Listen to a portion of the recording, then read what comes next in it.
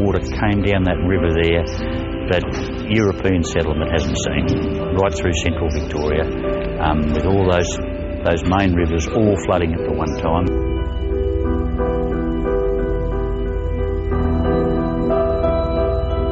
It's incredibly confronting, and on the ground, in the aftermath, it's incredibly distressing. No one really knows how bad this will get or how much damage will be done, but the floods are already being labelled the worst in Victoria's recorded history.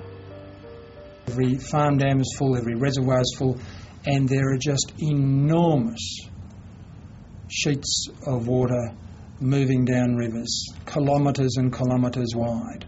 It's the result of record rainfall from the centre across to the west and up to the state's north. Of course, we've seen quite severe flooding in Victoria, communities right across Victoria that are facing some of the worst flooding that they've ever seen.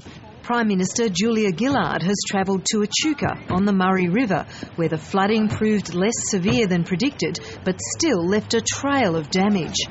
I was told that by the owner who'd lived here for many generations that it had never flooded. The river's broken out and come around, and the haze come off the paddock and smashed into the vans, and we've got a swamp on our farm that Dad talked about filling up, and the water ran uphill and run out like a rapid down the other side, and to see that volume of water, it's just been totally amazing, yeah.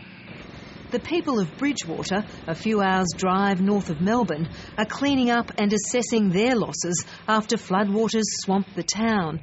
200,000 megalitres, 5 times the trigger for a flood alert, came down the Loddon River on Friday. There's a trail of damaged properties and ruined crops, raising the question, could anything have been done to protect the dozens of communities in the path of these floodwaters? People may think that we could have done more, but we don't know what we could have done more. We need to understand that Victoria's had an extraordinary run of rainfall in the last 4 or 5 months, and that itself is having an impact, and that makes mitigation that much harder. But there may well be local works that can be done, and if that's possible and appropriate, then we'll certainly give that serious consideration. We've come to help.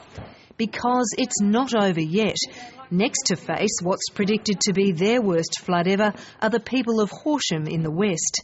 They're busy doing what they can to stave off the rising Wimmera River. If it doesn't go any higher than that, I'll do it easy. If it goes severe, I might be a bit hard. Scenes like this are being repeated all over Horsham today as locals band together to help each other protect homes and businesses from rising floodwaters. And by tomorrow, if the predictions are correct, the floodwaters will reach this height. There's been nothing like it in living memory. The Wimmera River is expected to peak at 3.85 metres overnight, a 1 in 200 year event. This flood water is right through all the drainage system underneath the town. So all the stormwater drains are full of flood water. If we actually have a serious rain event that came along here, that water has nowhere to go. It will only fill up all the roads and create a lot of inconvenience and a lot of more isolation. Bernadette Lakin and her son Dean are anxiously watching the water levels rise. Her house is just metres from the water's edge, and they've been busy sandbagging and moving her household possessions to higher ground.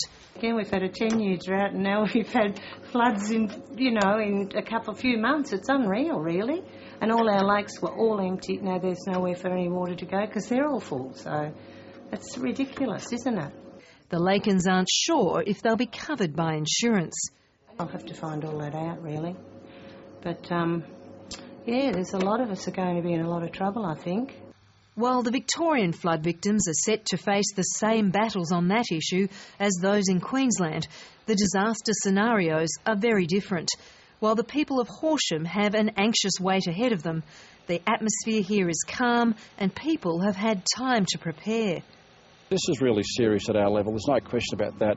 But if put into this perspective of the lives lost in the Queensland floods and the massive damage to their infrastructure and the whole life. In comparison, this is a very controlled environment.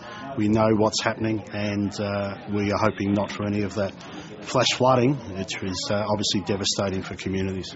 350 people in low-lying areas of Horsham have been alerted to evacuate, as the river is expected to almost reach its peak tonight and the high water levels will continue until Wednesday.